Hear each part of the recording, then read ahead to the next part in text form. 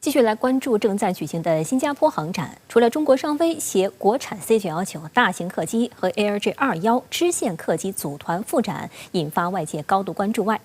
中国航空工业集团时隔2年再次亮相新加坡航展，展品涵盖7大类具有高技术水平和广泛市场前景的军民用航空产品。其中，直十 ME 真机首次在境外航展公开亮相，成为一大亮点。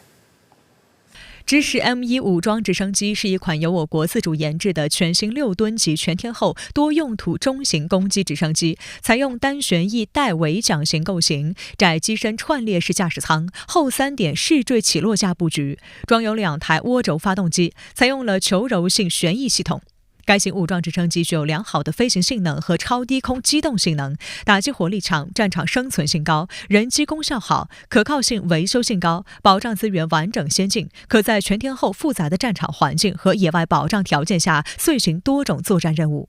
直十 M1 是在直十的基础上发展而来，直十是中国人民解放军第一种专业武装直升机和亚洲各国第一种自研专业武装直升机，结束了解放军陆军航空兵长期依赖法国海豚直升机的改型及直9兼当武装直升机的历史，大大提高了解放军陆航部队的航空突击与反装甲能力。那现在就不一样了，我们不但能够不进口，而且还能够出口。所以这就体现了呢，我们在外贸的这个方面呢，从过去的进口转为了出口。所以我们看到呢，无论从我军的装备的角度讲，还是从外贸的讲，就是从外贸出口的角度讲呢，我们都有了一个巨大的飞跃和进步。直十 M1 武装直升机的 M 代表深度改进型，1代表着外贸出口型。直十 M1 最早在2016年珠海举行的中国航展上以模型的形式对外展出，并在2018年的中国航展上首次以真机亮相。这是继直十91武装直升机之后，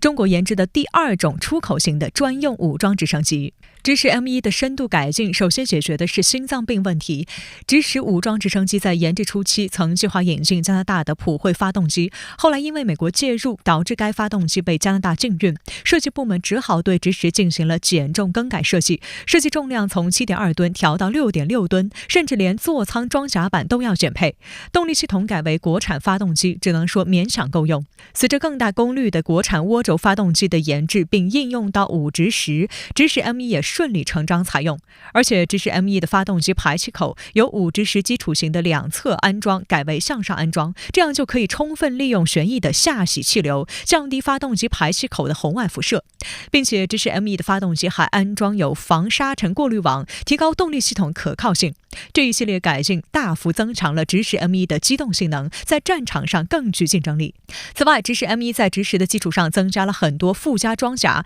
特别是面对一些小型火炮和轻型武器攻击时，直十 M1 的战场生存能力更强。而在火力打击方面，根据其研制单位昌河飞机公司的介绍，直十 M1 武装直升机可配挂多种对空对地精确制导武器，具备昼夜间作战能力，多样化武器配置方案，空战性能突出。在新加坡航展现场可以看到，与直十 M1 一同展出的还有该机所搭载的23毫米航炮的炮弹、CM502KG 空对地导弹、航空火箭弹，以及全球首创的天雁90武装直升机专用空对空导弹。它叫天雁90空空导弹，是专门为武装直升机空中格斗而设计的一款导弹，主要是完成的是空中格斗、编队护航以及近距离拦截等主要任务。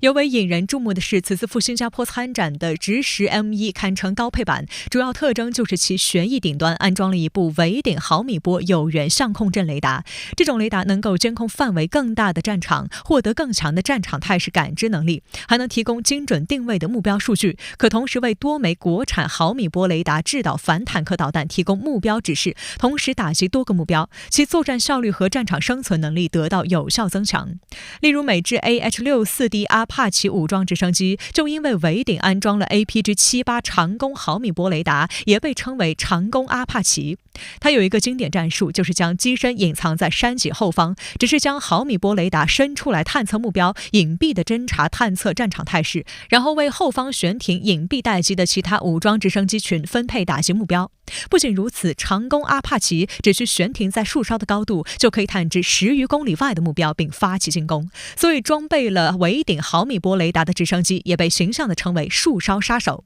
时事评论员曹卫东告诉深圳卫视记者，在国际军贸市场上，中型武装直升机竞争非常激烈，指使 M1用更好配置满足国际市场需求，既是竞争的要求，也是我国军工实力和自信的体现。我们的这些武器装备的性能是可以适应未来战争的，那这个就有了一个就是其他国家选择的这种对象，或者是说有一个更优的方案。曹卫东认为，支持 M1武装直升机的外销前景非常广阔，不仅因为自身的实力过硬，而且中国在国际军贸市场上还有一个西方所不具备的优势。我们的这种外贸是不附加任何条件的，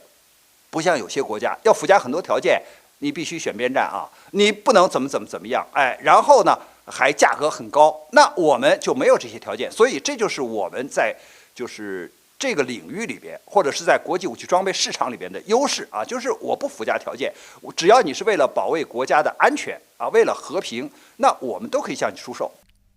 本届新加坡航展除了带来支持 M1真机做静态展示，中国航空工业集团有限公司的参展展品，还有以20家族为引领，涵盖了战斗机、运输机、直升机、教练机、无人机、特种机、应急救援类飞机等7大类具有高技术水平和广泛市场前景的军民用航空产品。在20家族展区，歼20、运20、直20、攻击11无人机4款明星产品的模型精彩亮相。航空军贸展区着重展现了空中攻防力量，歼10 C1 战斗机携 FC1 枭龙战斗机、FC31 胡鹰战斗机打头阵、L15A 攻击战斗教练机、FTC 2000G 多用途飞机、空警500预警机、直9D1舰载直升机及运91战术运输机依次亮相。此外，翼龙、玄鸽2大无人机系列也占据了突出位置。既然这个20家族现在公开的在国际的航展上露面，说明我们在整个的这个航空领域里边，或者是说在我们人民空军的装备里边它已经有了一些和现在国际上就一流的空军的装备并驾齐驱的这些武器装备，它当然既然能够展示出来，也说明我们有信心，就是配的量很大的时候，我想它的出口就一定的随之就跟上了。新加坡航展进入第2天，首次赴境外参展的中国大飞机 C919持续受到国际社会热议。接下来连线深圳卫视特约观察员、台湾时事评论员施孝伟，稍早之前从新加坡樟宜国际会展中心现场发回的特别观察。当你把你的这个